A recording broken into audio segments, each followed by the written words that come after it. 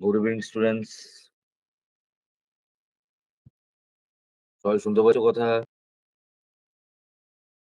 হ্যাঁ স্যার। ওকে। দেখো, তোমাদের ফেব্রুয়ারি মাসের যে কারেন্ট অ্যাফেয়ার্সটা ছিল সেটা কিছুটা বাদ ছিল। কোনো কারণবশত আমাদের আলোচনার স্তরে উঠে আসেনি। তো আমি সেটা আমার ক্যালকুলেশনে ছিল। একটু আগে পরে হয়েছে, অলরেডি আমি মার্চ নিয়ে আলোচনা করেছিলাম। এটা একটু এগিয়ে রাখি। ঠিক আছে? এটা গুরুত্বপূর্ণ খুবই। তো বুঝতেই পারছো আজকে আমাদের আলোচনার বিষয়বস্তু হতে চলেছে ফেব্রুয়ারি মাসে গুরুত্বপূর্ণ যে ঘটনাগুলো। ঠিক আছে? এবং সবার আগে আমরা যেটা করি, যে কোনো মাস গুরুত্বপূর্ণ মাস সেটা আলোচনা করার আগে সেই মাসে যে গুরুত্বপূর্ণ দিনগুলো আছে সেগুলো নিয়ে আমরা প্রথমে আলোচনা সেরে নিই। তো সেটাই আমরা করব। দেখো, তো প্রথমেই আমরা লিখবো ফেব্রুয়ারি মাসের যে গুরুত্বপূর্ণ ঘটনাবলীগুলো আছে তার মধ্যে ফেব্রুয়ারি মাসে গুরুত্বপূর্ণ দিবস। তাহলে এটা তোমরা হেডলাইন দাও, গুরুত্বপূর্ণ দিবস।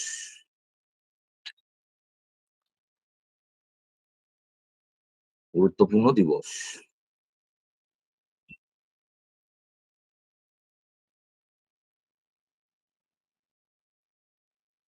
সবাই লেখা দেখতে পাচ্ছ?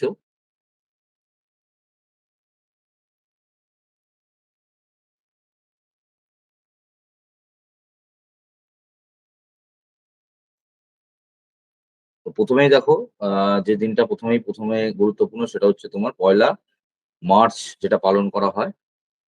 সরি, আমরা তো ফেব্রুয়ারি পড়ছিলাম, তাহলে পয়লা ফেব্রুয়ারি হবে। তাহলে পয়লা ফেব্রুয়ারি পালন করা হয় কি তোমার উপকূল রক্ষী দিবস হিসাবে। পয়লা ফেব্রুয়ারি, ঠিক আছে?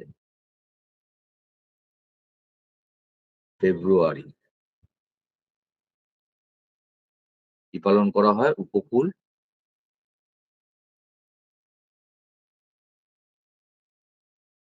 রক্ষী দিবস। সবাই দেখতে পাচ্ছ তো? হ্যাঁ স্যার। মানে ন্যাশনাল কোস্টাল ডে, ইংলিশে বলে ন্যাশনাল কোস্টাল ডে। ঠিক আছে? তো এর আগে আমরা, মাথায় রাখবে, এর আগে আমরা কি পড়েছি? এর আগে আমরা পড়েছি হচ্ছে আর্মি দিবস পড়েছি। ঠিক আছে? মানে স্থলবাহিনী দিবস বা আর্মি দিবস। নিশ্চয়ই মনে আছে তোমাদের, আমি বারবার প্র্যাকটিস করে এগুলো। আর্মি দিবস নিশ্চয়ই মনে আছে, সেটা হচ্ছে 15ই জানুয়ারি। ঠিক আছে? 15ই জানুয়ারি আর্মি দিবস। ওকে, জানুয়ারি, 15ই জানুয়ারি। এরপর আমরা পড়েছিলাম বিমান বাহিনী দিবস।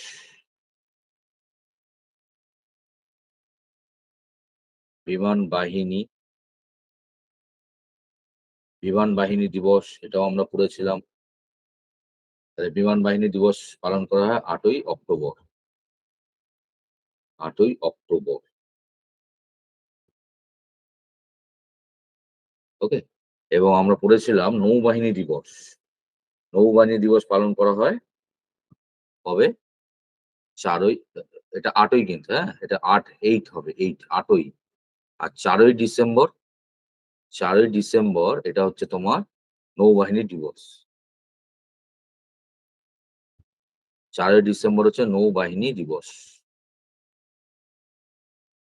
ঠিক আছে? এই ৩ টে আমাদের যে প্রধান আরকি যে প্রতিরক্ষা বাহিনী রয়েছে, সামরিক বাহিনী প্রধান আরকি যে ৩ টে শাখা, আর্মি দিবস 15ই জানুয়ারি, বিমান বাহিনী দিবস 8ই অক্টোবর এবং নৌবাহিনী দিবস হচ্ছে 4ই ডিসেম্বর। ঠিক আছে? তার সাথে এটাও এবার থেকে পড়ে রাখবে, সেটা হচ্ছে পয়লা ফেব্রুয়ারি উপকূল রক্ষী দিবস, national coast.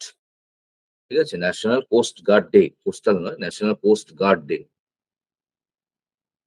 National coast guard day. ঠিক আছে? এটা মাথায় রাখবে। এছাড়া যদি তোমাকে আরেকটা দিয়ে এর সাথে এক্সট্রা মনে রাখবে, সেটা হচ্ছে কি 4ঠা March, 4th March, 4th March এর সাথে 4th মার্চ হচ্ছে ন্যাশনাল ডিফেন্স ডে, অর্থাৎ জাতীয় প্রতিরক্ষা দিবস।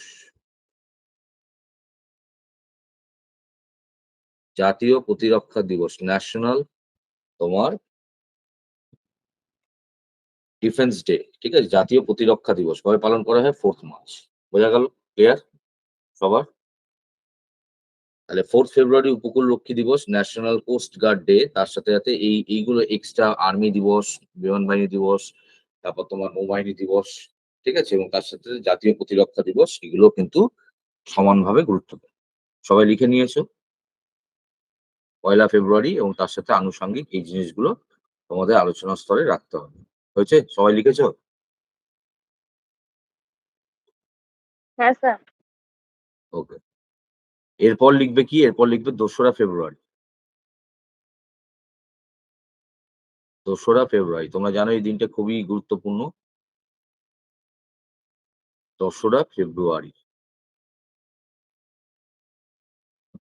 তাহলে ২রা ফেব্রুয়ারি কি দিন? ২রা ফেব্রুয়ারি হচ্ছে তোমার বিশ্ব জলাভূমি সংরক্ষণ দিবস।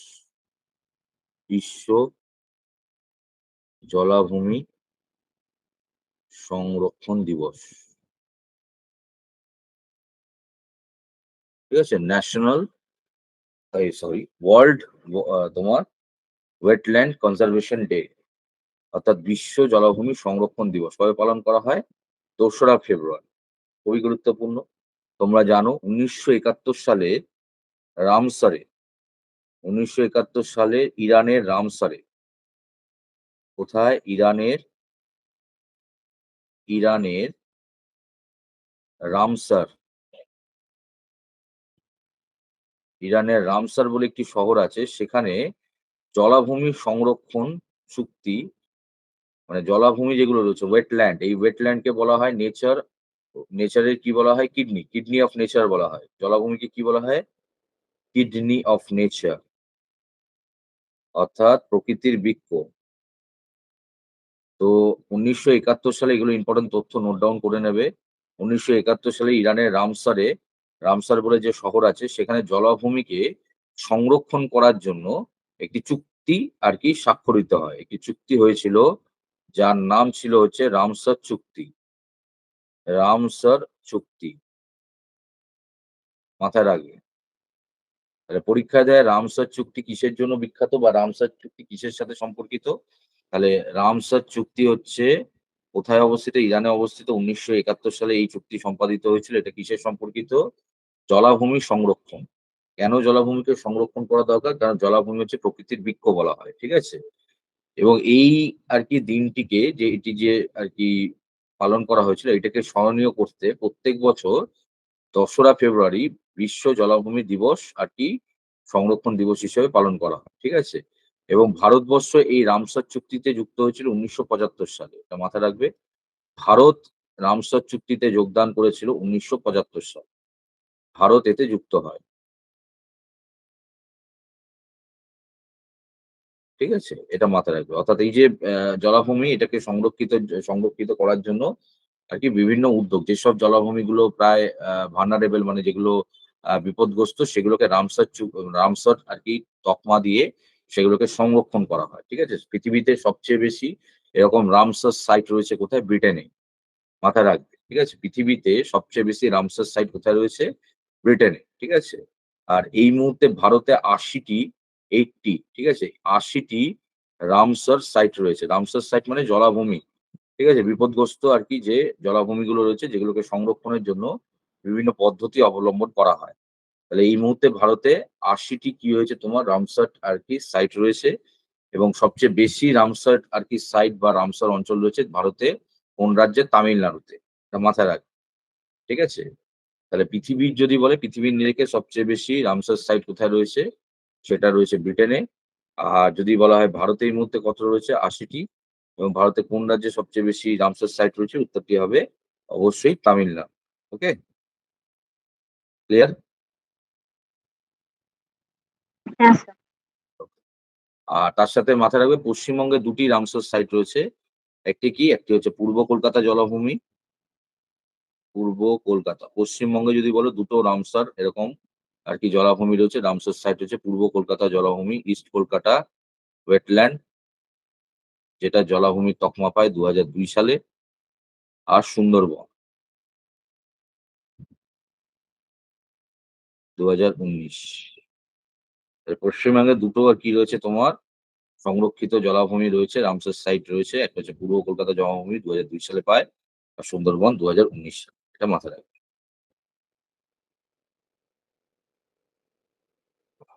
এরপর হচ্ছে ৪ঠা ফেব্রুয়ারি।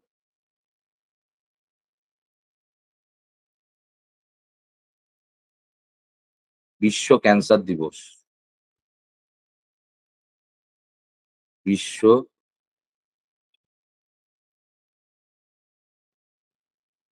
ক্যান্সার দিবস। অর্থাৎ এই যে ক্যান্সার, ঠিক আছে? তার সচেতনতা বৃদ্ধি এবং সারা বিশ্ব জুড়ে এর আরকি বিরুদ্ধে বিভিন্ন সচেতনতামূলক প্রচার এই সম্পর্কিত দিবস হিসাবে পালন করা হয় বিশ্ব ক্যান্সার দিবস। এটা খুবই ইম্পোর্টেন্ট, পরীক্ষায় দেয়। ৪ঠা ফেব্রুয়ারি বিশ্ব ক্যান্সার দিবস। আর যদি বলে জাতীয় ক্যান্সার দিবস তাহলে সেটা পালন করা হয় ৭ই ফেব্রুয়ারি, সরি ৭ই নভেম্বর। ৭ই নভেম্বর হচ্ছে জাতীয় ক্যান্সার দিবস।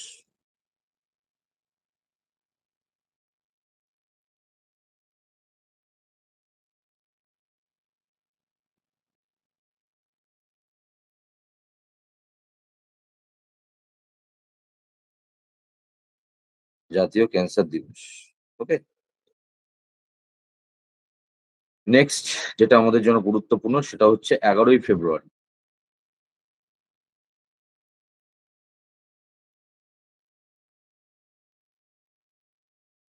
বিশ্ব মানসিক পীড়িত দিবস। ঠিক আছে? বিশ্ব মানসিক বিশ্ব মানসিক পীড়িত দিবস।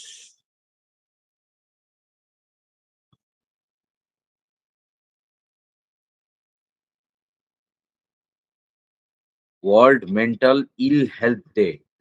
ঠিক আছে? World mental ill health day. ঠিক আছে? যাই হোক মানসিকভাবে যারা পীড়িত, ঠিক আছে? তাদের আরকি বিভিন্নভাবে আ তাদেরকে সাহায্য করা, তাদের মানসিকভাবে যারা বিপদগ্রস্ত বা আক্রান্ত, মানসিকভাবে রোগে যারা আক্রান্ত তাদের বিভিন্নভাবে সচেতনতা বৃদ্ধির মাধ্যমে তাদেরকে মূল স্রোতে ফিরিয়ে নিয়ে আসা। এই সম্পর্ক কার্যকলাপ আরকি করা হয় ১১ই ফেব্রুয়ারি। বস্তুত আমরা প্রত্যেকেই কোনো না কোনোভাবে মানসিকভাবে পীড়িত। ঠিক আছে? তো আমাদের প্রত্যেকেরই দেখবে কম বেশি কোনো না কোনো বিষয়ে একটু কাউন্সেলিং এর প্রয়োজন হয়। ঠিক আছে? তো এই দিনটি কিন্তু সারা বিশ্ব জুড়ে এখন খুবই আ বলতে পারো জনপ্রিয়ভাবে পালন করা হচ্ছে। ঠিক আছে? নেক্সট হচ্ছে ১৩ই ফেব্রুয়ারি। ১৩ই ফেব্রুয়ারি জাতীয় ১৩ই ফেব্রুয়ারি হচ্ছে ফেব্রুয়ারি জাতীয় নারী দিবস।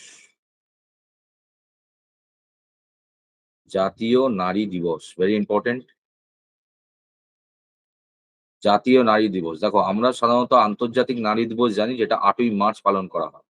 ৮ই মার্চ হচ্ছে কি পালন করা হয়? আন্তর্জাতিক নারী দিবস। যেটা আমাদের কাছে খুবই আন্তর্জাতিক নারী দিবস। এটা আমরা জানি সবাই কমবেশি। এটার সাথে পরিচিত। আন্তর্জাতিক নারী দিবস ৮ই মার্চ। কিন্তু আমাদের পরীক্ষার জন্য গুরুত্বপূর্ণ হচ্ছে ১৩ই ফেব্রুয়ারি হচ্ছে জাতীয় নারী দিবস। কার জন্ম উপলক্ষে পালন করা হয়? Sarojini Naidu. Sarojini Naidu, nightingale of India যাকে বলা হয়। সরোজিনী চট্টোপাধ্যায় যার আসল নাম ছিল, সেই সরোজিনী নাইডু তার জন্ম উপলক্ষে জাতীয় নারী দিবস ১৩ই ফেব্রুয়ারি পালন করা হয়। এবং এই একই দিন ১৩ই ফেব্রুয়ারি কি করা হয়? বিশ্ব রেডিও দিবস পালন করা হয়। এই ১৩ই ফেব্রুয়ারি পালন করা হয় কি? বিশ্ব রেডিও দিবস। রেডিও, রেডিও দিবস। দেখো রেডিও যদিও এখন প্রায় এর ব্যবহার অবলুপ্ত এবং এর ব্যবহার প্রায় স্তীমিত হয়ে পড়েছে। বাট কিন্তু মাথায় রাখতে হবে যোগাযোগের মাধ্যম হিসেবে রেডিও কিন্তু এখনো অনেক গুরুত্বপূর্ণ একটা মাধ্যম। ঠিক আছে? এবং এই রেডিওই একটা সময় ছিল যেটা বিশ্বকে কি করত? ১ম আরকি এক প্রান্ত থেকে অন্য প্রান্তকে আরকি সংযুক্ত করেছে। তো রেডিওর গুরুত্ব কিন্তু এখনো আরকি এটাকে গুরুত্ব আকারে দেখা হয়। তো এই রেডিও এর আরকি গুরুত্ব এবং এর যে ইতিহাস আছে সেটাকে স্মরণীয় করে রাখতে বিশ্ব রেডিও দিবস পালন করা হয় ১৩ই ফেব্রুয়ারি। আর ওই একই দিনে জাতীয় নারী দিবস সরোজিনী নাইডুর জন্মদিনে পালন করা। ওকে? বোঝা যাচ্ছে তো? সবাই বুঝতে পারছো তো?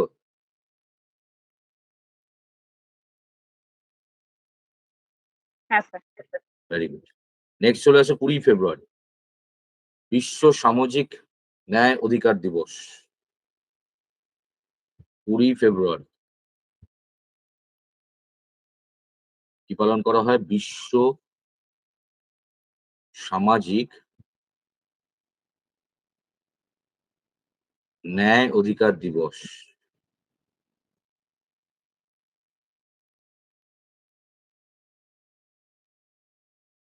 ঠিক আছে, মানে world social justice right day, মানে সোশ্যাল জাস্টিস ডে আর কি। ঠিক আছে, social justice day, world social justice day আর কি, বিশ্ব সামাজিক ন্যায় অধিকার দিবস। ঠিক আছে, কবে পালন করা হয়? 20 ফেব্রুয়ারি। এরপর হচ্ছে 21শে ফেব্রুয়ারি, আমাদের সবার পরিচিত এবং হয়তো সবারই আর কি জনপ্রিয় একটা দিন, সবার কাছেই জনপ্রিয়। 21শে ফেব্রুয়ারি হচ্ছে আন্তর্জাতিক মাতৃভাষা দিবস। আন্তর্জাতিক মাতৃভাষা দিবস।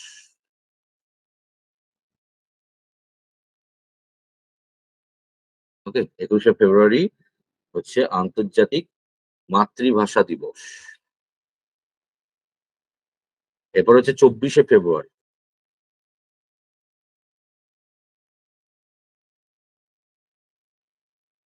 এটা হচ্ছে কেন্দ্রীয় আবগারি দিবস। কেন্দ্রীয় আবগারি, কেন্দ্রীয় আবগারি দিবস কবে পালন করা হয়? 24শে ফেব্রুয়ারি। খুবই গুরুত্বপূর্ণ দিবস। ঠিক আছে, এরপর যেটা আর কি তোমাদের জন্য গুরুত্বপূর্ণ সেটা হচ্ছে 24-এর পর 28শে ফেব্রুয়ারি।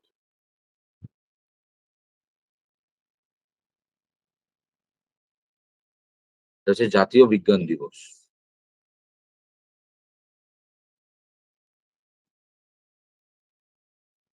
জাতীয় বিজ্ঞান দিবস। ঠিক আছে, এটার ইতিহাসটা একটু জানতে হবে। 1928 সালের 28শে ফেব্রুয়ারি, 1928 সালে 28শে ফেব্রুয়ারি সিভি রামান, নিশ্চয়ই নামটা শুনেছো। সিভি রামান, তিনি রামান এফেক্ট আবিষ্কার করেন। রমন এফেক্ট,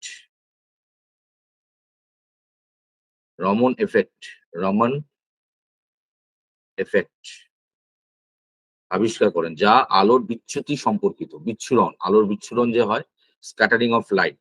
ঠিক আছে, যা আলোর, এটাও পরীক্ষায় দেয় রমন এফেক্ট কিসের সাথে যুক্ত। তো রমন এফেক্ট হচ্ছে আলোর বিচ্ছুরণ। বিচ্ছুরণ, ঠিক আছে, আলো কি হয়, বিভিন্ন মাধ্যমের মধ্যে দিয়ে যখন প্রবাহিত হয় তখন তার বিচ্ছুরণ ঘটে, স্ক্যাটারিং হয়। এবং স্ক্যাটারিং এর ফলে কিন্তু সবকিছু আমরা কালারিং দেখতে পাই। যে তোমরা ছোটবেলায় পরীক্ষায় পড়েছো, প্রশ্ন দিত যে সূর্যের আলো, এই আকাশের রং আমরা কি দেখতে পাই? নীল দেখতে পাই। কেন? Scattering of light. এরকমই প্রত্যেকটা জিনিসের যে আলো কালার যেটা আমরা দেখতে পাই, এটা কিন্তু আলোর বিচ্ছুরণের জন্য হয়, স্ক্যাটারিং অফ লাইট। এটাকে আবিষ্কার করেছেন সিবি রমন। কবে? 1928 সালে।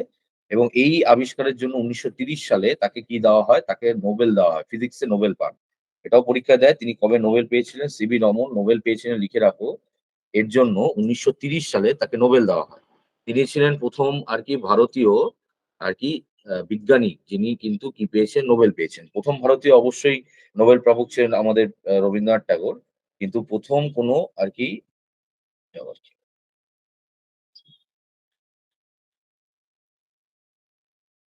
দেখতে পাচ্ছ সবাই? প্রথম কোনো হ্যাঁ আহ, স্যার।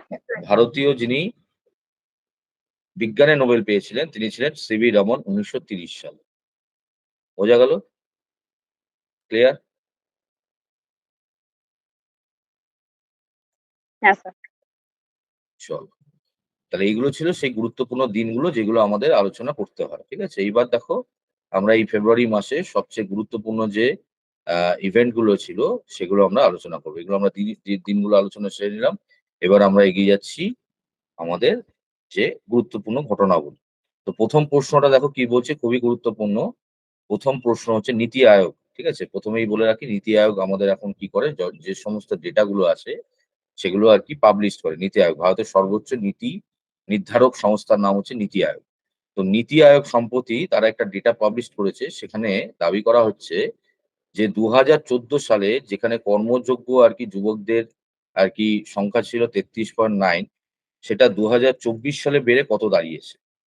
এটা খুবই অ্যালার্মিং, খুবই আর কি উদ্বেগজনক যে কর্মযোগ্য যুবকদের সংখ্যাটা 2014 সালে ছিল 39.9%, 33.9%, সেটা 2024 সালে বেড়ে দাঁড়িয়েছে 51.3%।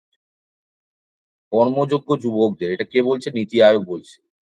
নীতি Aayog national institute for transforming India, ঠিক আছে, নীতি আয়োগ ভারতের সর্বোচ্চ নীতি নির্ধারক সংস্থা, তার রিপোর্ট অনুসারে ভারতে কর্মযোগ্য যুবকদের যে সংখ্যাটা সেটা ড্রাস্টিক্যালি বলতে পারো বৃদ্ধি পেয়েছে 10 বছরে, গত 10 বছরে, এবং সেটা 33.9% থেকে বৃদ্ধি পেয়ে দাঁড়িয়ে এসেছে 51.3%।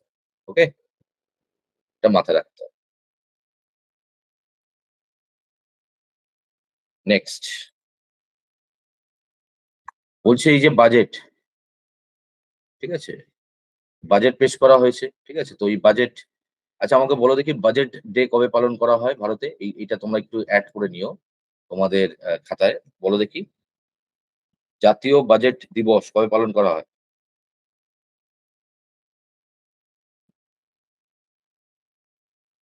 বলো।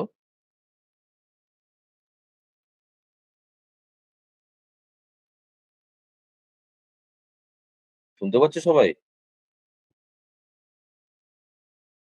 হ্যালো। হ্যাঁ স্যার। হুম। স্যার 28শে ফেব্রুয়ারি হবে? না, বাজেট হচ্ছে তোমার 1 ফেব্রুয়ারি।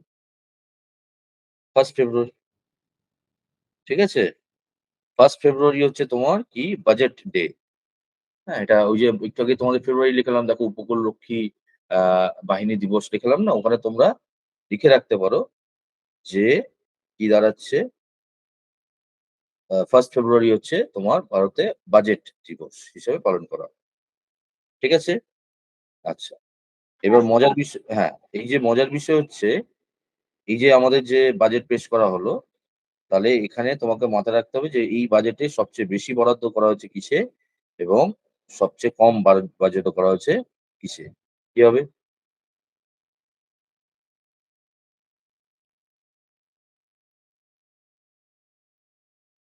বলো দেখি।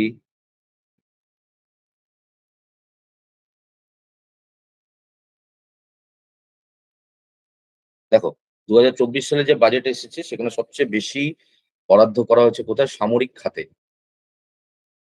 সামরিক খাতে অর্থাৎ প্রতিরক্ষা বিভাগ সবচেয়ে বেশি হয়েছে কোথায়? প্রতিরক্ষা বিভাগ, ডিফেন্স, প্রতিরক্ষা বিভাগ। এবং এইটা কিন্তু পরপর এই নিয়ে মানে ২০১৮ থেকে এটা করা হচ্ছে। ২০১৮ থেকে সবচেয়ে বেশি বরাদ্দ করা হচ্ছে কোথায়? প্রতিরক্ষা বিভাগে। ঠিক আছে? ভারতের ক্ষেত্রে, ভারতের এই যে বাজেট যেটা এসেছে, ঠিক আছে? সেখানে সবচেয়ে বেশি বরাদ্দ করা হয়েছে কোথায়? প্রতিরক্ষা বিভাগে। আর সবচেয়ে কম বরাদ্দ করা হয়েছে কোথায়? মানে এই যে বরাদ্দ যদি দেখো প্রতিরক্ষা বিভাগে প্রায় ৬.২ লক্ষ কোটি, লক্ষ কোটি টাকা বাজেট আরকি কি করা হয়েছে? বরাদ্দ করা হয়েছে কিসে? প্রতিরক্ষা বিভাগে ভারতে। আর সবচেয়ে কম বরাদ্দ করা হয়েছে কোথায়? কৃষি খাতে। কৃষি খাতে। মাথায় থাকবে তো? তাহলে ২০২৪ সালের বাজেটে সবচেয়ে বেশি বরাদ্দ করা হয়েছে প্রতিরক্ষা বিভাগে এবং সবচেয়ে কম বরাদ্দ করা হচ্ছে কৃষি খাতে। তবে ভারত পৃথিবীর আরকি ১ম দেশ নয় যে সবচেয়ে বেশি আ আরকি প্রতিরক্ষা খাতে আরকি এটা বরাদ্দ করে। সবচেয়ে বেশি প্রতিরক্ষা খাতে খরচা করে বা বরাদ্দ করে কে? আমেরিকা। আমেরিকা। তারপর হচ্ছে চীন। মানে এরা প্রতিরক্ষা খাতে সবচেয়ে বেশি কি করে? ব্যবহার করে। মানে অর্থ বরাদ্দ করে। ৩ হচ্ছে সৌদি আরব। সৌদি আরব। বোঝা গেল? ৪ এ হচ্ছে রাশিয়া। তারপর ৫ম স্থানে হচ্ছে ভারত। ভারত। ঠিক আছে? এটা মাথায় রাখতে হবে। তাহলে ভারত যদি দেখো প্রতিরক্ষা খাতে সবচেয়ে বেশি আরকি বরাদ্দকারী ৫ম দেশ পৃথিবীতে। এর আগে ৬ষ্ঠ স্থানে ছিল। এর আগে ব্রিটেন ছিল। ঠিক আছে? আগে ভারত ৬ষ্ঠ স্থানে ছিল। এবছর ভারত ব্রিটেনকে পেছনে ফেলে দিয়েছে। ব্রিটেন। তাহলে ব্রিটেন এখন ৬ 6। তাহলে এটাও পরীক্ষা দিতে পারে যে কোন দেশকে পেছনে ফেলে ভারত প্রতিরক্ষা খাতে বরাদ্দকারী পৃথিবীর শ্রেষ্ঠ শক্তিশালী দেশ হয়ে উঠেছে। তাহলে উত্তরটা হবে ব্রিটেনকে আরকি পরাজিত করে। ঠিক আছে? বোঝা গেল আমার প্রসঙ্গটা যেটা আলোচনা করলাম? বলো। ক্লিয়ার? হ্যাঁ। Very good. Next move on. Bharat এবং মিশর এর মধ্যে দ্বিপাক্ষিক সামরিক মহড়া অতি সম্প্রতি আরকি সম্পাদিত হয়েছে। তার নাম কি? স্যার একবার আগেরটা একটু দিন না। হ্যাঁ, বলো। স্যার একটু আগেরটা একটু দিন, একটা স্ক্রিনশট নেব। এই যে দেখো। হ্যাঁ স্যার। চলো এগিয়ে যাই আমরা। বলছে ভারত এবং মিশরের মধ্যে যে দ্বিপাক্ষিক আর কি অনুশীলন সংগঠিত হয়েছে তার নাম কি?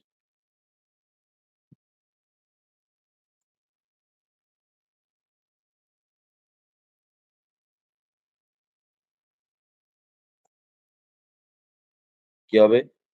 উত্তরটা হচ্ছে সাইক্লোন। সাইক্লোন। দেখে নাও উত্তরটা। সাইক্লোন। দেখো সাধারণত ভারত এবং মিশরের মধ্যে এটা হচ্ছে দ্বিতীয় এডিশনে হলো। হ্যাঁ, এটা খুব একটা মানে যে নামকরা অনুশীলন এরকম নয়, সামরিক অনুশীলন। ঠিক আছে? কিন্তু এটা তোমাদের মাথায় রাখতে হবে। ভারত এবং মিশরের মধ্যে অতি সম্প্রতি কি হয়েছে? সাইক্লোন আর কি দ্বিপাক্ষিক। লিখেছো সবাই? হ্যাঁ স্যার।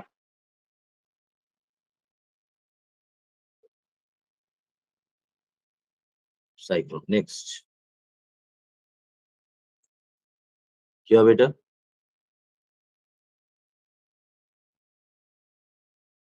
যেমন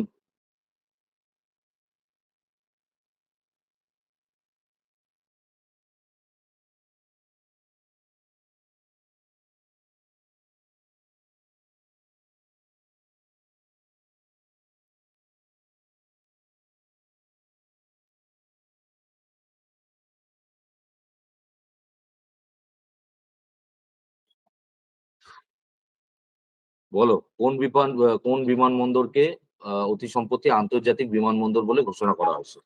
কি হবে?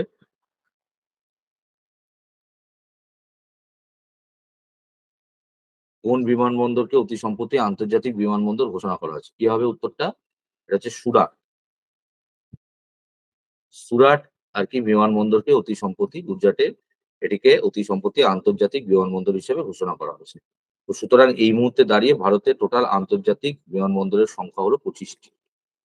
ঠিক আছে? 25টি টোটাল আন্তর্জাতিক বিমানবন্দর যদি দেখো ভারতে রয়েছে 25টি। সুরাট হচ্ছে আর কি 25তম ভারতের আন্তর্জাতিক বিমানবন্দর।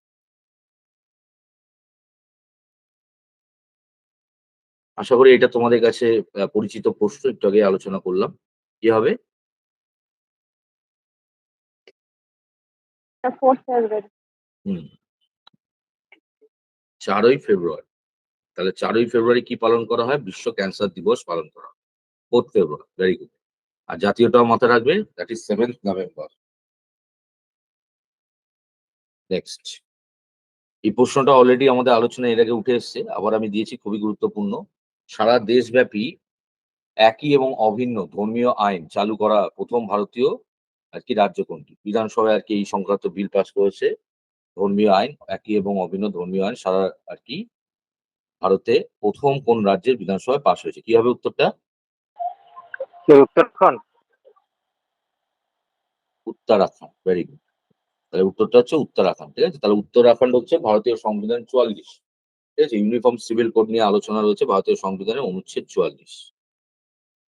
অনুচ্ছেদ 44 এই সম্পর্কিত আলোচনা রয়েছে এবং উত্তরাখণ্ড হচ্ছে প্রথম রাজ্য যারা তাদের বিধানসভায় এই ইউনিফর্ম সিভিল কোড অর্থাৎ সারা মানে ওই এক এবং অভিন্ন ধর্মীয় আর কি আইন এটিকে আর কি কাজ মানে চালু করে আর কি তারা দেখাতে পেরেছে। তো মুখ্যমন্ত্রীকে অবশ্যই পুষ্কর সিং ধামি। মুখ্যমন্ত্রীকে খুবই গুরুত্বপূর্ণ পুষ্কর সিং ধামি। মাথায় রাখবে। নেক্সট। মুখ্যমন্ত্রী 22C যোজনা চালু করার কথা ঘোষণা করেছে কোন রাজ্য? কি হবে?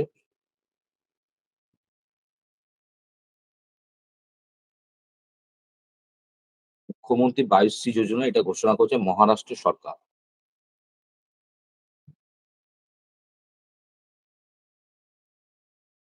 ঠিক আছে? মহারাষ্ট্র সরকার মুখ্যমন্ত্রী 22C যোজনা ঘোষণা করেছে। এটি সম্পর্কে একটু বলে রাখি। এর মাধ্যমে বলা হচ্ছে যারা 65 বছর বয়স্ক তাদের জন্য। ঠিক আছে? 65 বছর এবং 65 বছরের ঊর্ধ্বে যারা সেই সমস্ত বয়স্ক মানুষ মানে নারী পুরুষ নির্বিশেষে তাদের জন্য এই প্রকল্প। তাদের সবার আগে স্ক্রিনিং করানো হবে এবং তাদের সম্পর্কে বিভিন্ন তথ্য গ্রহণ করা হবে। যদি দেখা যায় যে তিনি আর্থিকভাবে দুর্বল সম্প্রদায়ের আর কি মানুষ, তাহলে তাকে প্রত্যেক মাসে সর্বাধিক ৩,০০০ টাকা পর্যন্ত কি দেওয়া হবে? সরকারি অনুদান দেওয়া হবে। মানে একটা বলতে পারে পেনশন স্কিমের মতো একটা ভাতা আরকি সিস্টেম।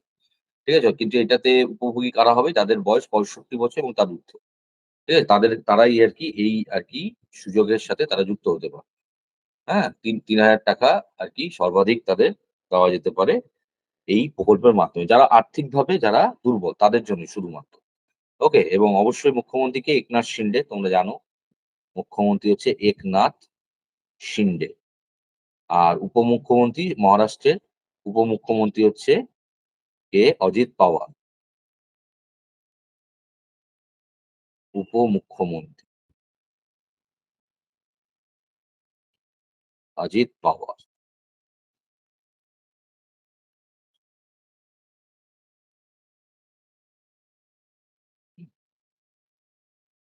নেক্সট ২০২৩ সালে সবচেয়ে জঞ্জাটপূর্ণ শহরের নাম মানে কোন শহরের নাম উঠে এসেছে?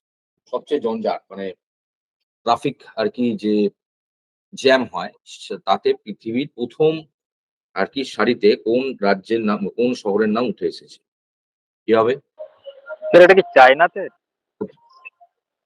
না, না, এটা উত্তরটা হচ্ছে লন্ডন। উত্তরটা হচ্ছে লন্ডন। একটু লিখে রাখো। পৃথিবীর তাহলে সবচেয়ে জনজাটপূর্ণ শহরের নাম হচ্ছে লন্ডন।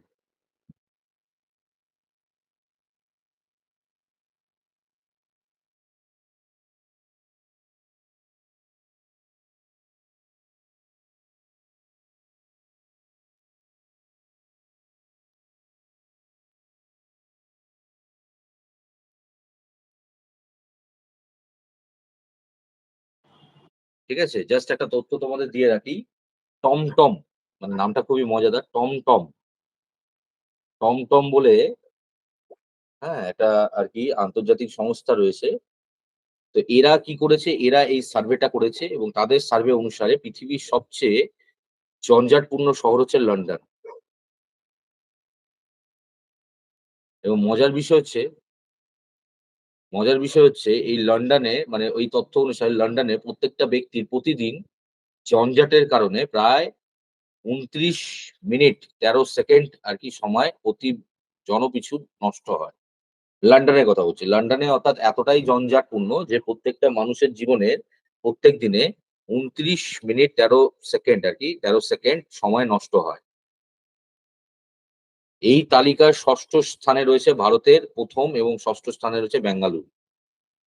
তাহলে অর্থাৎ ভারতের সবচেয়ে বেশি জঞ্জাটপূর্ণ শহরের নাম হচ্ছে বেঙ্গালুরু এবং এই টমটম আরকি যে অর্গানাইজেশন রয়েছে তাদের আরকি মানে তাদের অনুসন্ধান মাফিক এর র‍্যাংকিং হচ্ছে 6th 7th স্থানে রয়েছে পুনে।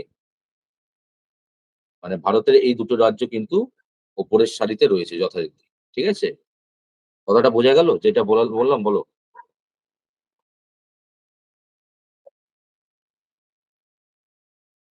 হ্যাঁ স্যার। Very good. টমটম। ঠিক আছে? টমটম দেবে না কিন্তু জাস্ট মাথায় রেখো।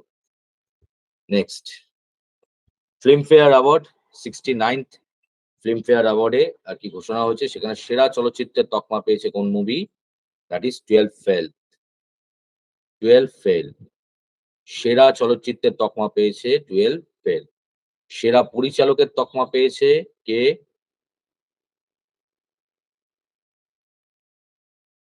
সেরা পরিচালকের তকমা পেয়েছে এই 12 ফেল মুভির যে পরিচালক তার নাম হচ্ছে বিধু বিনোদ চোপড়া। বিধু বিনোদ চোপড়া। ঠিক আছে? সেরা চলচ্চিত্রের তকমা পেয়েছে 12 ফেলের পরিচালক বিধু বিনোদ চোপড়া। ওকে? সেরা চলচ্চিত্র তো গেল 12 ফেল। সেরা অভিনেতার তকমা পেয়েছে সেরা অভিনেতা রণবীর সিং। অভিনেতা। সেরা অভিনেতার আরকি তকমা পেয়েছে রণবীর সিং।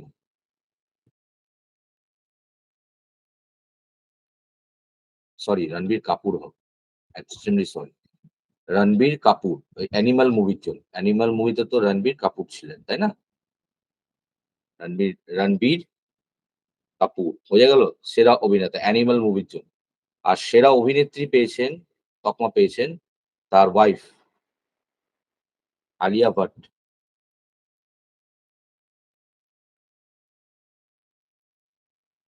কি একটা বই, রাজা রানী কি প্রেম কাহিনী, রকি অ্যান্ড রানী কি প্রেম কাহিনী, এরকম একটা মুভির জন্য। ঠিক আছে, রকি অ্যান্ড রানী কি প্রেম কাহিনী, এরকম কিছু একটা মুভি বেরিয়েছিল, তার জন্য হয়তো সেরা অভিনেত্রী মানে তার জন্য পেয়েছেন তিনি। মুভিটা হয়তো বেরিয়েছিল, আমার জানা নেই। ঠিক আছে, তো সেই আর কি মুভির জন্য সেরা অভিনেত্রী হিসাবে আর কি নির্বাচিত হয়েছেন আলিয়া ভাট। বোঝা গেল?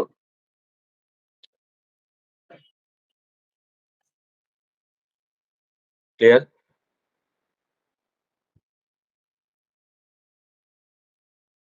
এগাবো? হ্যাঁ স্যার। Very good. ঝাড়খণ্ডের নতুন মুখ্যমন্ত্রী কে হলেন? বলো, এটা আশা করি তোমাদের জানা আছে। হেমন্ত সোরেন, তাকে আর কি ওই দুর্নীতির জালে তাকে ইডি অ্যারেস্ট করার পর তিনি কি করেন? পদত্যাগ করেন এবং তার জায়গায় নতুন মুখ্যমন্ত্রী হয় কে? চম্পাই সোরেন। তাহলে উত্তরটা কি হবে? চম্পাই সোরেন। লিখে নাও একটু তোমরা। অ্যান্সারটা হবে চম্পাই সোরেন।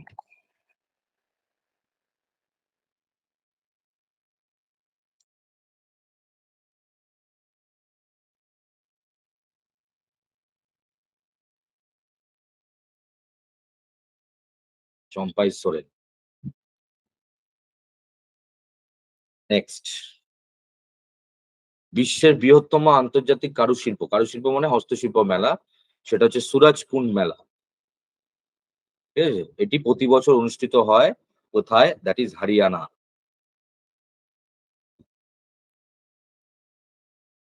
ওকে, হরিয়ানায় কি হয়? প্রত্যেক বছর পৃথিবীর সবচেয়ে বৃহত্তম আর কি কারুশিল্প বা আর কি হস্তশিল্প মেলা বসে, যার নাম হচ্ছে সুরাজকুন্ড মেলা। এটা খুব গুরুত্বপূর্ণ, মাথায় রাখবে। নেক্সট, তো আইপিএল এর খবর হয়ে যাক। আইপিএল এ আর কি ক্যাটরিনা ক্যাফ, তিনি কোন দলের ব্র্যান্ড অ্যাম্বাসেডর হিসেবে যুক্ত হয়েছে? কি হবে? এটা আশা করি তোমরা পারবে।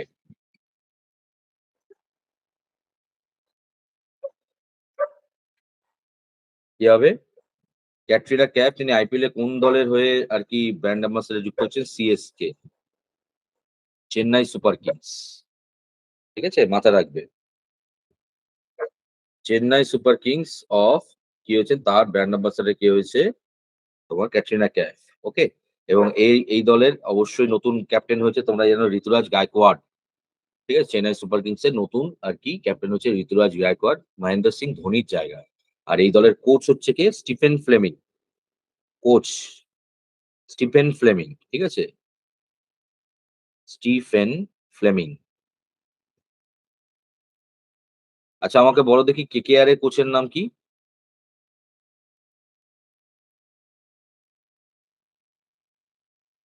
সবাই শুনতে পাচ্ছ তো? আজকে তোমরা এরকম নিশ্চুপ কেন? কি সমস্যা হচ্ছে বাবা? হ্যালো, সবাই শুনতে পাচ্ছ আমার কথা? হ্যাঁ স্যার, শোনা হ্যাঁ যাচ্ছে। স্যার। আচ্ছা, তোমরা এরকম চুপচাপ কেন? কি সমস্যা বলো? এই মুহূর্তে কেকেআর এর কোচের নাম কি? চন্দ্রকান্ত পণ্ডিত। চন্দ্রকান্ত পণ্ডিত। আর মেন্টর হিসেবে যোগদান করেছেন কে? গৌতম গম্ভীর। মেন্টর, ওটা কিন্তু মেন্টর। মেন্টর হচ্ছেন গৌতম গম্ভীর, কিন্তু যে মেন কোচ তিনি হচ্ছেন চন্দ্রকান্ত। চন্দ্রকান্ত, কয়কারে কাঁধ অন্তের নয়, তাই এই জন্য ইংলিশে লিখি চন্দ্রকান্ত।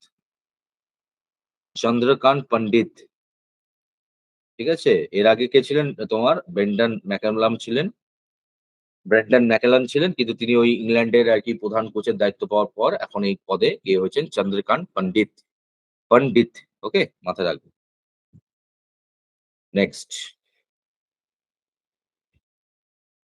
আচ্ছা, আরেকটা যেটা খবরের শিরোনাম আছে সেটা হচ্ছে মুম্বাই ইন্ডিয়ান্স, তার নতুন কোচ হয়েছে।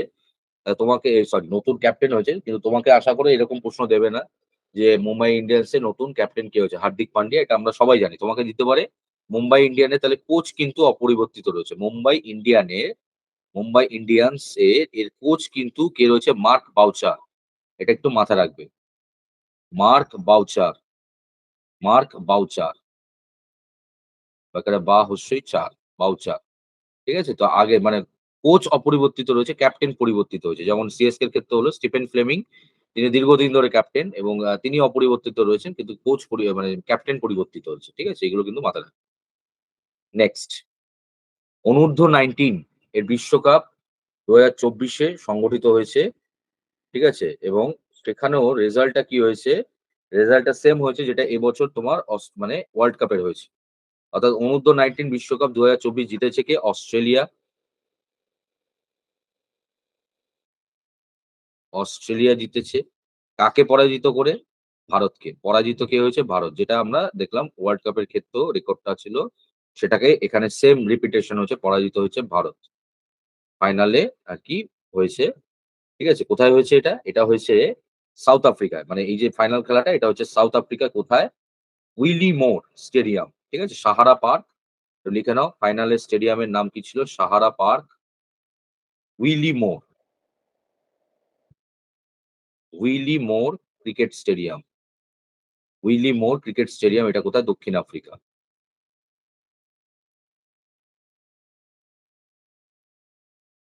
ঠিক আছে?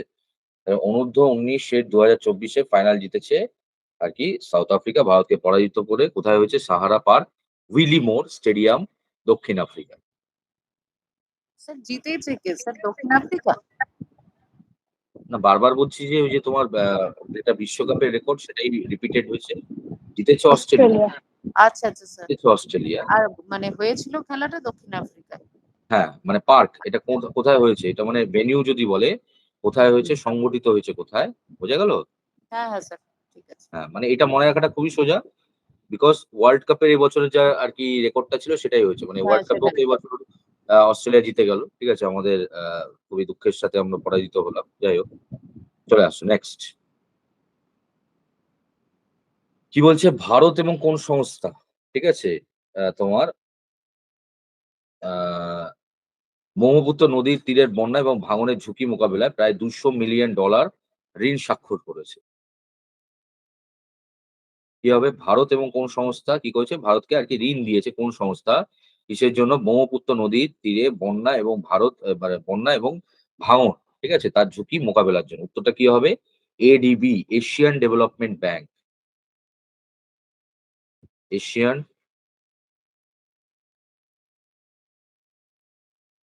Develop development, Asian development bank. ঠিক আছে? এশিয়ান ডেভেলপমেন্ট ব্যাংক, মাথায় রাখবে। Asian development bank very important একটা অর্গানাইজেশন।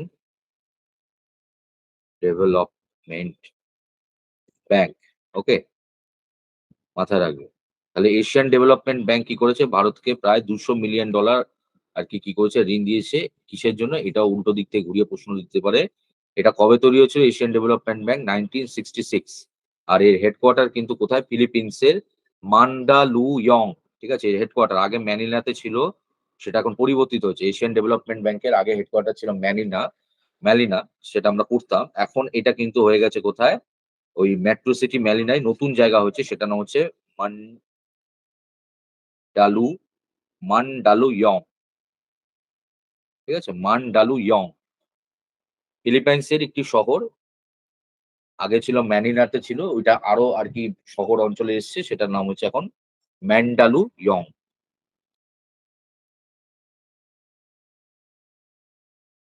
আশা করি এটার উত্তরটা তোমাদের সবাই পারবে। জাতীয় নারী দিবস পালন করা হয় কবে?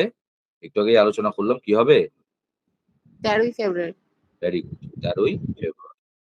এবং কি উপলক্ষে সেটাও আশা করি তোমাদের কাছে। সরোজিনী নাইডুর জন্মদিন। ভেরি গুড, সরোজিনী নাইডুর জন্মদিন উপলক্ষে। ঠিক আছে? ভেরি গুড, 13ই ফেব্রুয়ারি। দেখো নেক্সট, সুপ্রিম কোর্ট কি করেছে? অতি সম্প্রতি নির্বাচনী বন্ড যেটা রয়েছে সেটাকে অসাংবিধানিক ঘোষণা করেছে। ইলেকটোরাল বন্ড সেটাকে অসাংবিধানিক ঘোষণা করেছে কোন অনুচ্ছেদের আওতায়? বিষয়টা আগে বলে নিই। মানে এটা কোন অনুচ্ছেদ? উত্তরটা হচ্ছে 19(1), মানে 19(1) এর এ, এই অনুচ্ছেদের আওতায়। উত্তরটা হচ্ছে 19(1) এর এ। ঠিক আছে? এই অনুচ্ছেদের আওতায় ইলেকটোরাল বন্ড যেটা রয়েছে সেটাকে আনকনস্টিটিউশনাল বলে সেটাকে বাতিল করে দিচ্ছে। এবার এটা কি জিনিস একটু আলোচনা করে দিই। দেখো 2017-18 সালে সেই সময়কার আর কি যে অর্থমন্ত্রী ছিলেন আর কি অরুণ জেটলিজি, তিনি কি করেছিলেন? এই ইলেকট্রাল বন্ডের কথা ঘোষণা করেছেন। এটা হচ্ছে কি অনেকটা, মানে বলতে পারে এক কথায় আর কি, যেটাকে মজা করে আমরা বলতে পারি অনেকটা চাঁদার মতো, সোজা কথা। মানে এইসব যে রাজনৈতিক দলগুলো আছে তাদেরকে কি করতে পারে? রাজনৈতিক দল কিন্তু, ঠিক আছে, যেমন ধরো বিভিন্ন রাজনৈতিক দল তাদেরকে ডোনেশন দিতে পারবে। এবং ডোনেশনের মাধ্যমে তার কি করতে পারবে, বিভিন্ন সংস্থাগুলো বা কোনো ব্যক্তি ডোনেশন দিতে পারবে এবং তার মাধ্যমে আর কি এক প্রকার বলতে পারে ওই শেয়ারের মতো শেয়ার কিনতে পারবে। ঠিক আছে? মানে রাজনৈতিক দলগুলোকে ডোনেট করা এবং বেনামে বেনামে ডোনেট করা। এগুলো হচ্ছে এক প্রকার। এবার এইটা দেখো, সোজা কথা, আমি যদি আজকে কোনো ব্যক্তি কোনো রাজনৈতিক দলের আরকি যে ফান্ড রয়েছে সেখানে যদি আমি ইনভেস্ট করি, সেটা তো কোনো উদ্দেশ্য নিয়ে করব।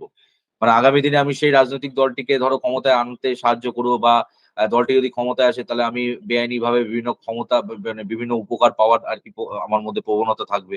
এমনি তো কেউ ইনভেস্ট করে না। তো যাই হোক, এই নির্বাচনী বন্ড আরকি যেটা রয়েছে এটা চালু হয়েছিল ২০১৬ ১৭-১৮ সালের যে বাজেট সেখানে চালু করা হয়েছিল এবং এই মাফিক কি হয়, প্রচুর এরকম আরকি বেআইনি মানে কি, প্রচুর আরকি টাকা ইনভেস্ট করা হয় বিভিন্ন রাজনৈতিক দলগুলোর উপর। এবার এই ভোটের আগে কি হচ্ছে, সুপ্রিম কোর্ট আরকি এসবিআই কে এই তথ্য আরকি আ আরকি জানো তোমরা, রাইট টু ইনফরমেশন রয়েছে 19 এর আন্ডারে রাইট টু ইনফরমেশন আসে। তো সেই আরকি রাইট টু ইনফরমেশন এর আন্ডারে এসবিআই কে এই সম্পর্কিত তথ্য রিলিজ করতে বলেছে যে দেখি নির্বাচনী বন্ডের কি অবস্থা।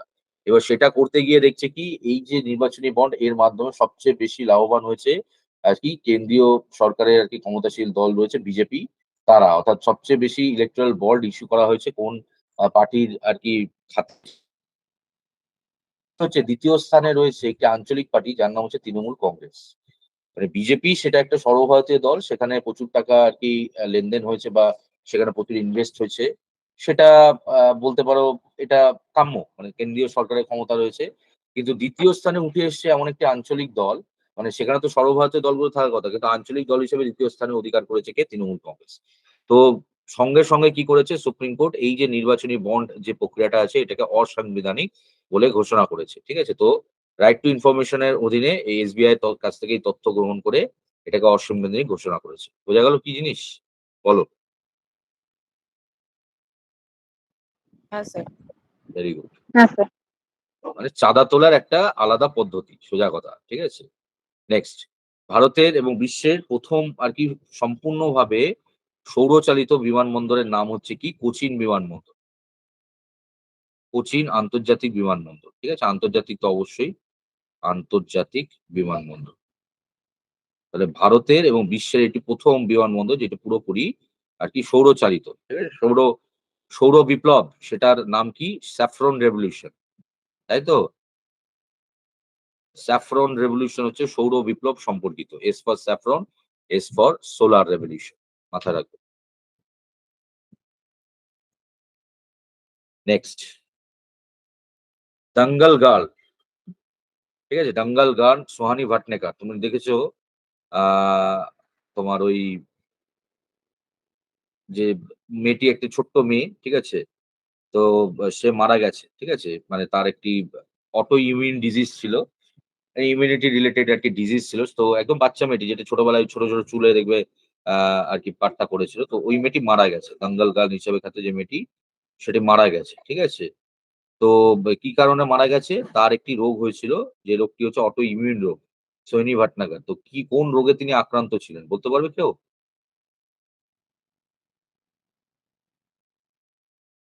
তার উত্তরটা হচ্ছে ডারম্যাটোমায়োসাইটিস।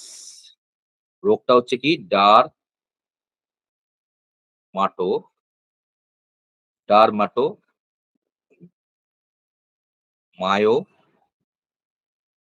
ডারমাটোমায়োসাইটিস।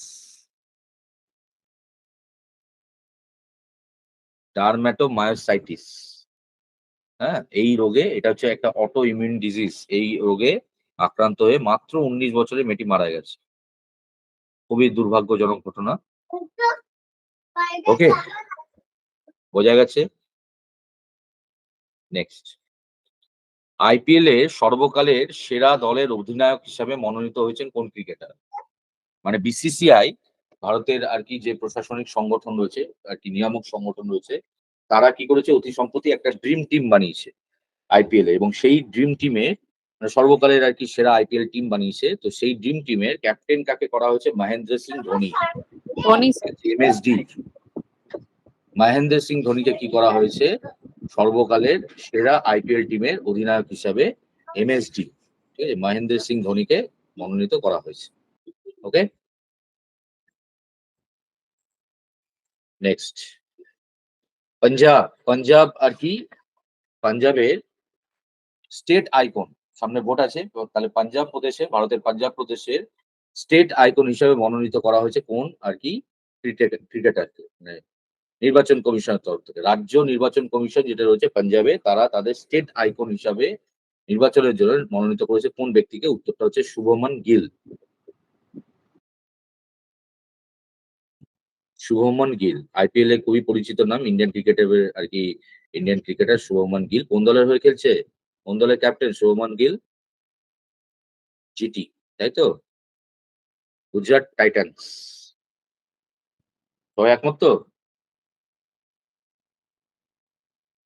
শুভমন গিল হচ্ছে তোমার জিটি বা গুজরাট টাইটান্স এর তোমার ক্যাপ্টেন, তাকে স্টেট আইকন করা হয়েছে পাঞ্জাবে। নেক্সট বলো দেখি এটা কি হবে? দ্রুততম টি-20-তে দ্রুততম 10,000 রান করার আর কি ইতিহাস রচনা করেছে কোন ব্যক্তি? বিরাট কোহলি স্যার। স্বাভাবিকভাবে অপশনে বিরাট কোহলি থাকলে বিরাট কোহলি করবে, এটাই হওয়া উচিত, কিন্তু উত্তরটা হচ্ছে বাবার আজম। বাবার আজম, পাকিস্তানের ক্রিকেটার বাবার আজম। ঠিক আছে, হ্যাঁ, এটা অপশন থাকলে সবাই বিরাট কোহলি করে বসবে, যারা জানবে না বিষয়টা, কিন্তু এইগুলোই কিন্তু একটু সচেতন থাকবে। ঠিক আছে, তাহলে বাবার আজম কি করেছেন? তিনি ক্রিকেটে টি-20 মানে ডোমেস্টিক ক্রিকেট মিলিয়ে অবশ্যই টি-20 ক্রিকেটে 10,000 রান করার ইতিহাস রচনা করেছে। ফ্রান্সের সর্বোচ্চ বেসামরিক সম্মান night of legion of honour, ঠিক আছে, এটি অতি সম্প্রতি ফেব্রুয়ারি মাসে প্রদান করা হলো কোন আর কি ব্যক্তিত্বকে? তা মোদি তো, নরেন্দ্র মোদি জি। না না না, এটা হচ্ছে শশী থারুর। আচ্ছা। শশী থারুর নাম নিশ্চয়ই শুনেছে, শশী থারুরে। হ্যাঁ ঠিক স্যার। আছে, একজন বিখ্যাত আর কি বলতে পারো ভাষাবিদ, রাইট ভাষাবিদ তার সাথে সাহিত্যিক, ঠিক আছে, এবং কংগ্রেসের একজন বিখ্যাত নেতা। ঠিক আছে, তো শশী থারুর তিনি, তাকে অতি সম্প্রতি কি হয়েছে? নাইট অফ লিজিয়ন অফ অনারে তাকে কি করা হয়েছে? ভূষিত করা হয়েছে। Okay, next NTPC, national thermal power আর কি কর্পোরেশন অফ ইন্ডিয়া, যেটা 1975 সালে তৈরি হয়েছে। এটা দেয় এনটিপিসি কবে তৈরি হয়েছে? 1975 সালে। তো এনটিপিসি কি করেছে? ভারতের বৃহত্তম আর কি সবুজ হাইড্রোজেন, গ্রিন হাইড্রোজেন উৎপাদন কেন্দ্র স্থাপন করবে। অলরেডি এর প্রক্রিয়া শুরু হয়ে গেছে। এটা কোথায়? অন্ধ্রপ্রদেশের কুন্নুর ডিস্ট্রিক্ট, অন্ধ্রপ্রদেশের কুন্নুর ডিস্ট্রিক্ট, কুন্নুর জেলায়। দেখো, এই যে সবুজ হাইড্রোজেন মানে হচ্ছে এটা একটা বিকল্প জৈব জ্বালানি। ঠিক আছে, এই যে আমরা যে ফসিল ফুয়েল বা জীবাশ্ম জ্বালানি ব্যবহার করি, এর ফলে কি হচ্ছে? পরিবেশ দূষিত হচ্ছে। এর বিকল্প একটি হচ্ছে তোমার একটি জৈব জ্বালানি হচ্ছে সবুজ হাইড্রোজেন, গ্রিন হাইড্রোজেন। এটি হচ্ছে তোমার আগামী দিনে বিভিন্ন ক্ষেত্রে এটা জ্বালানি হিসেবে ব্যবহার হতে চলেছে। এটি আর কি পরিবেশ বান্ধব, হ্যাঁ, মানে পরিবেশের দূষণ কমায়। এইটির ব্যবহার কিন্তু আগামী দিনে বহুল পরিমাণে হতে চলেছে, এবং ভারতের সবচেয়ে বড় বৃহত্তম সবুজ হাইড্রোজেন উৎপাদন প্ল্যান্ট আর কি এটা গঠিত হতে চলেছে অন্ধ্রপ্রদেশের কুন্নুর জেলায়। নেক্সট, কোথায় অতি সম্প্রতি আন্তর্জাতিক গীতা মহোৎসব পালিত হলো, অনুষ্ঠিত হলো? কি হবে উত্তরটি? এটা হচ্ছে কলম্বো।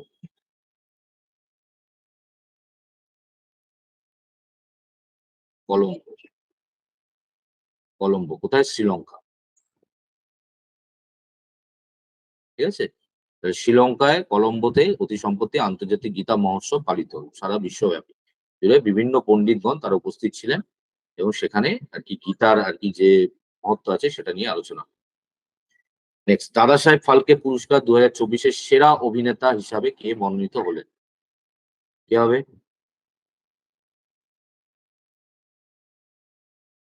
শাহরুখ খান। ঠিক আছে, শাহরুখ খান, শাহরুখ খান তিনি আর কি জওয়ান মুভির জন্য, জওয়ান মুভির জন্য তিনি এই আর কি পুরস্কার পেলেন, মাথায় রাখবেন। দাদা সাহেব ফালকে 2024-এর সেরা অভিনেতা। ওকে, নেক্সট, কোন দেশ কি করেছে তাদের পর্যটন দপ্তরের আর কি সাথে ভারতের আর কি যে সম্পর্ক রয়েছে, এবং অর্থনৈতিক আর কি যে বিকল্প অর্থনৈতিক যে অবস্থা সেটাকে আরো উন্নত করার জন্য, ভ্রমণ সংযোগ বাড়ানোর জন্য 5 বছরের জন্য মাল্টিপল এন্ট্রি ভিসা, মানে 5 বছরের মধ্যে তুমি যতবার খুশি যেতে পারো, এরকম একটা আর কি ভিসা আর কি দেওয়া হচ্ছে। এটা কে করেছে? দ্যাট ইজ সৌদি আরব। ঠিক আছে, সৌদি আরব। মাথায় রাখবে। তাহলে সৌদি আরব কি করেছে? সৌদি আরব এবং তার দেখাদেখি পরে দুবাইও করেছে। ঠিক আছে? কিন্তু যেহেতু ১ম দেশ মানে ১ম টাই আমরা ধরবো সৌদি আরব। তারপর দুবাইও করেছে এরকম। তো যাই হোক সৌদি আরব কি করেছে ১ম তারা আরকি ৫ বছরের জন্য মাল্টিপল এন্ট্রি ভিসা চালু করেছে ভারতের জন্য। ওকে? সৌদি আরব। লিখেছো? ক্লিয়ার?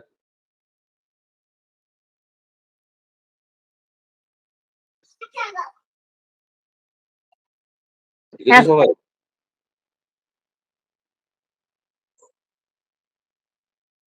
বলো? শুনতে পাচ্ছি না তো। হ্যাঁ হ্যাঁ হ্যাঁ স্যার। স্যার হয়ে গেছে। আচ্ছা, আচ্ছা।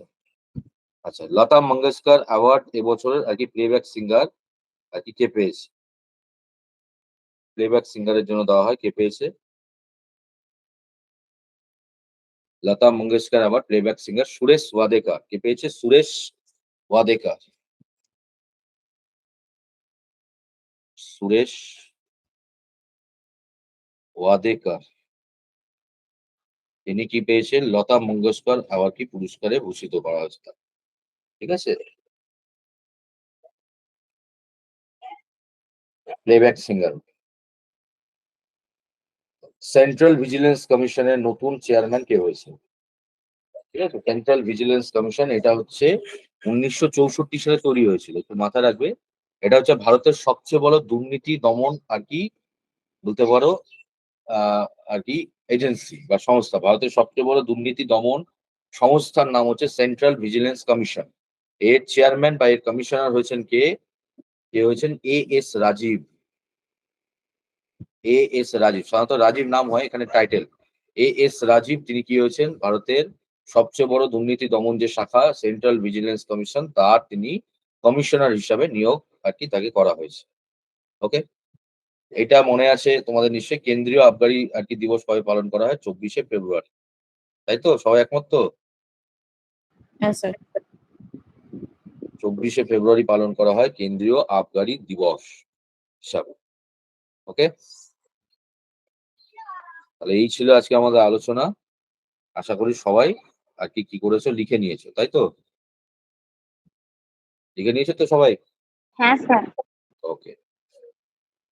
আর কার কোনো জায়গায় মিস যায়নি তো?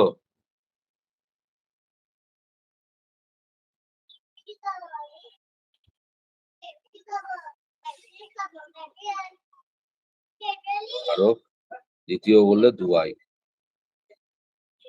ওকে? চলো। তাহলে এই অবধি রইলো সবার। হ্যাঁ? আবার আগামী দিন আমাদের নতুন টপিক নিয়ে আমরা আলোচনা করব। কারো কোনো ডাউট নেই তো? না স্যার। না স্যার। ওকে। সবাই ভালো থেকো। Good night. Thank you. Good night sir. Thank you sir. Good night.